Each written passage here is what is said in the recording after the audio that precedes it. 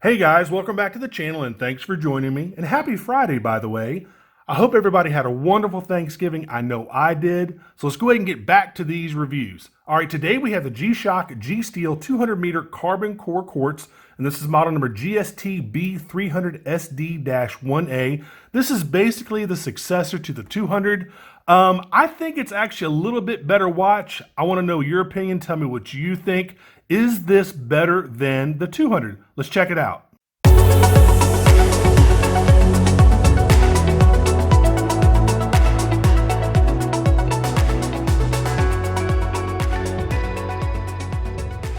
All right, guys, let's go ahead and get into this thing. But first, if you like any of the watches I've reviewed on my channel, including this one, check out my Amazon store. I do get a small commission if you buy from my store, and that goes to help the channel, so I definitely appreciate it. So typical G-Shock watch box, an inner watch 10. This is module number 5631. Let's bring out the 10.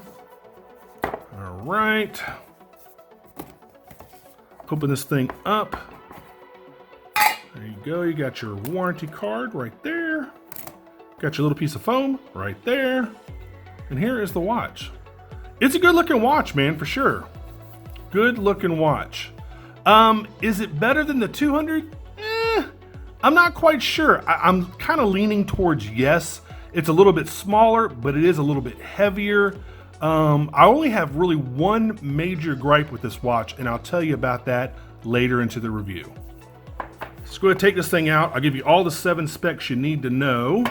I'll put the rest of that stuff in the description field for you. All right, let's get all this boring crapola out of the way here. All right. So you're looking at a 50 millimeter stainless steel case. It's 14.5 millimeters thick. It's 51 millimeters lug to lug. It's on a 20 millimeter stainless steel strap. Of course, it's water resistant to 200 meters, which is 660 feet.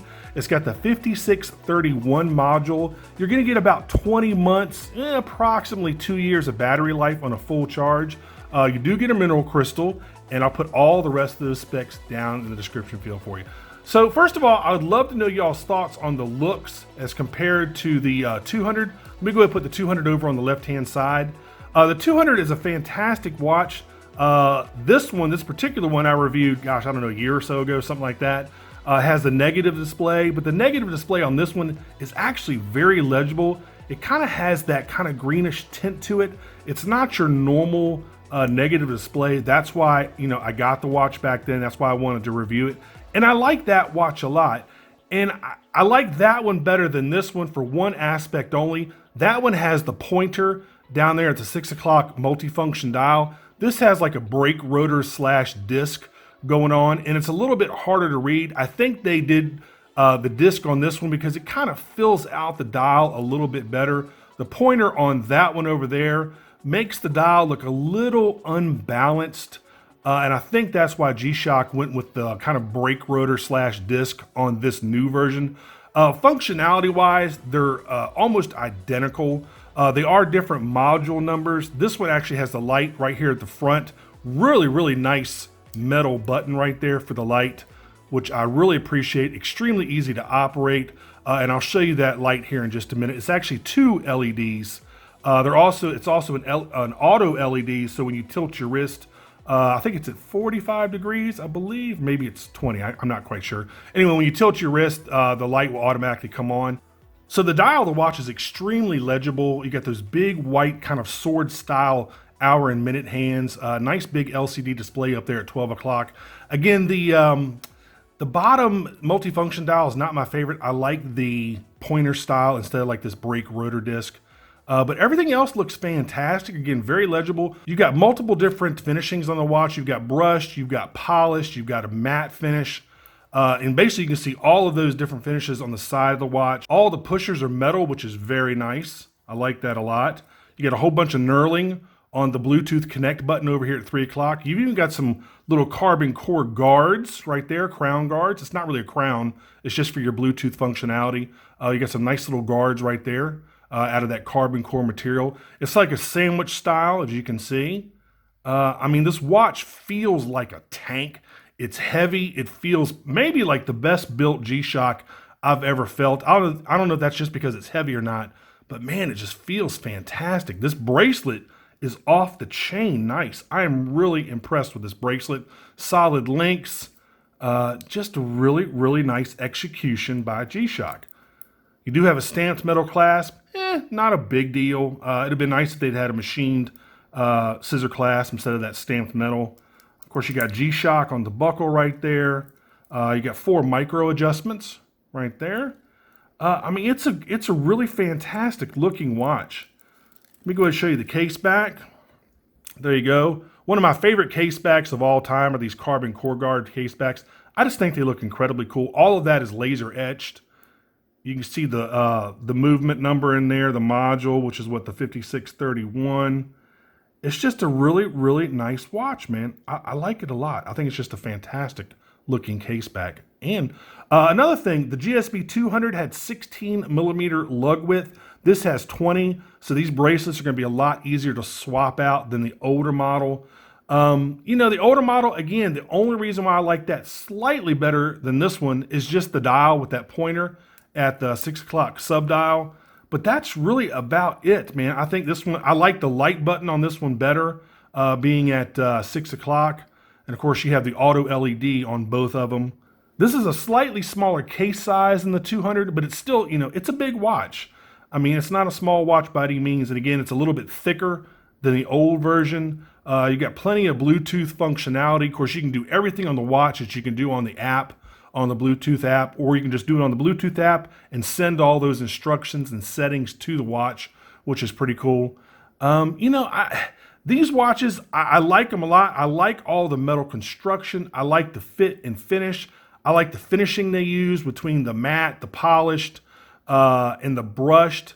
They're good looking watches, but I think overall for me, even though I'm a pretty big guy, these are just a little too big and just a little too heavy for me to enjoy them on a daily basis. I just prefer the square G-Shocks, to tell you honest God's truth. You know, the metal G, I like that. You know, that's a little bit heavy too, but I just like the square G-Shock form factor better than these big G steels. Again, I think they're just a tad too big for me personally, but they're still fantastic watches. They'll last forever. You know, this is solar powered. It'll last you forever if you take care of it. It's tough as nails. If you want to save a little bit of money, you can get the resin version of this where it has a resin bezel. Saves you about 40 or 50 bucks. All of the other models have a negative LCD display, which is a little bit hard to read. This one is the most expensive version of the new 300 series that you can buy. Actually, I take that back. There's another one that you can get that has different straps, and I think that's like $500. So if you want to get the top of the line version, get that one. And that comes with a whole bunch of different straps. But even that one, I believe, has a negative LCD display. Let me double check here. Yeah, that one has a negative LCD display. Same stainless steel bracelet and bezel, but it comes with like 3 or 4 different extra straps. Let me see. Let me double check here. Yeah, it comes with like 3 extra straps. So that's where you're paying the extra money. That's why it's costing 500 bucks. So guys, I like this one. I really want to know your opinion on these this new 300 series. Again, this is kind of like the successor to the 200. I think the 200, they were trying to figure out where they wanted to go with this G Steel line. And I think this 300 is a nice refinement. So I'm going to say that I like the 300 overall better, but I wish they would bring back that needle pointer for the 6 o'clock sub dial. That's the only thing I wish they would change about it. Love the display, love the handset, love everything else except, you know, just that pointer. So anyway, again, tell me what you think. All right, let's go ahead and try this thing on, and then I'll give you a Lume shot. Almost forgot to do that, by the way. It's not a light watch by any means. Good looking watch though, man. I feel real comfortable. That bracelet is incredibly comfortable. Wow. Good job on the bracelet, G-Shock. Incredibly comfortable. Man, I can't get over how comfortable this watch is. I mean, it's a little bit heavy, obviously, at what, 185 grams, I believe? Something like that, yeah. But man, it feels really comfortable. All right, let's go ahead and take it off. Let me give you the auto LED. I'll do it both ways. I'll go ahead and auto activate it by tilting my wrist, and then I'll go ahead and press the button. You can see this thing lights up. Look at that, man. So you've got 2 little LEDs in there, one to light the dial of the watch and the other one to light the display. There you go. And of course, you have a Neobrite on the hands, on just the hour and minute hand, by the way. There you go. And if you ever have a problem reading that dial, like if the hands are in the way of the LCD display, just press the light button and then the mode button, and the hands will get out of the way. See, it just adjusted now. If they were like up at 12 o'clock, they would have moved all the way down here. Press the mode button again, and they'll go back. There you go. They didn't move a lot now just because this is where they normally go when you're trying to get the hands out of the way. So guys, again, tell me what you think of this thing. I like it a lot, man. I really, really do. And I guess I'm going to choose this over the 200 series. Again, just a little bit smaller. I like the little bit smaller form factor. I like the overall layout a little bit better. Fit and finish is impeccable on this watch. Absolutely impeccable.